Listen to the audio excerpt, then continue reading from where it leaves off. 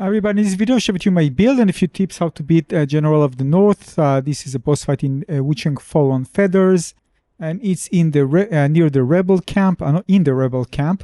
And basically, I use lightning build. Also, with my left trigger, I block, and this I actually find to be so useful. Again, especially against this boss in situation where I need to block and I don't have option to evade, or I need the last second to do something to prevent me from actually getting hit. This can be very useful. I basically amplified my magic, all about basically spell casting. The thing is that I also use my weapon a bit, but I really wanted to amplify the lightning damage. Again, this is just reducing the frostbite, although I'm going to take the soup before I go in. And I also use the jade patterns that allows me to deal more damage to big enemies, and also to increase the lightning damage, and also damage reduction a bit. I mean, it's nice.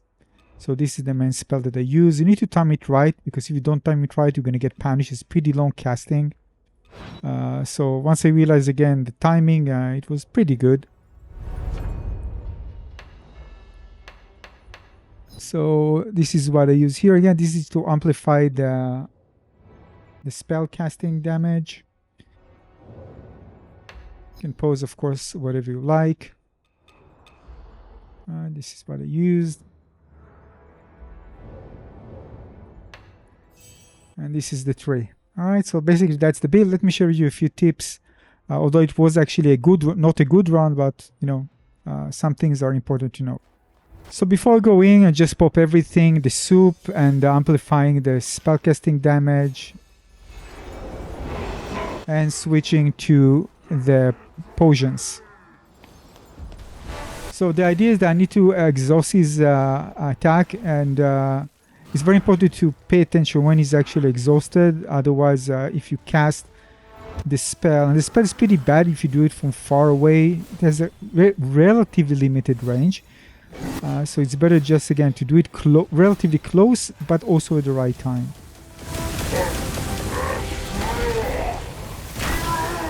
Now here I just avoid. I took my chance just to an angle so he won't hit me, so I can actually just charge it. So if you need to, and he's there, you can just hide a bit. In the first stage, it's going to be less aggressive than the second one. I'm also going to change to fire, although I didn't change to any fire negation or whatever resistances. I mean, just it was okay. I mean, the moment is, if I'm good with the first one, I'll be good with the second one as well.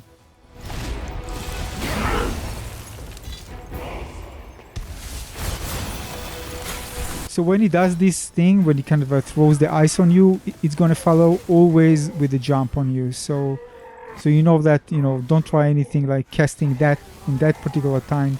You can see, by the way, the range is not that far. And he also moves from place to place, so it's very important to do it relatively when he's stationary and you're relatively close to him. You see, I actually missed this one.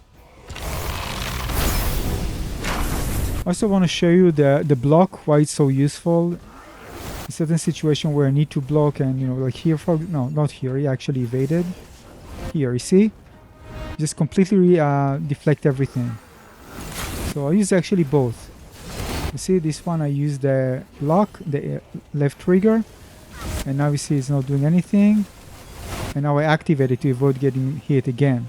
So it's very useful to use that deflect. It really blocks the entire damage. I mean, you didn't even get hit. It's crazy how good it is. Second stage is going to be more aggressive. So again, you need to find the right opportunity to attack. Basically, when he does this thing on the ground, punch, and you block it, you can just punish him right after by executing your skill. See, even that blocked the fire damage. I mean, from the sword attack fire damage.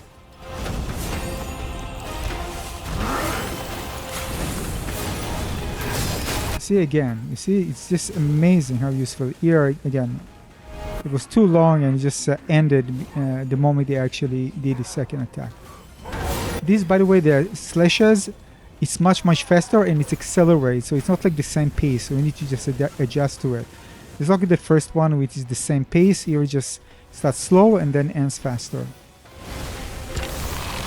Yeah, and basically these are the tips for you.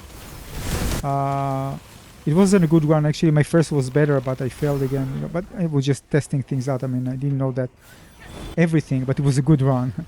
But eventually I failed the first one. Yeah, and basically that's it.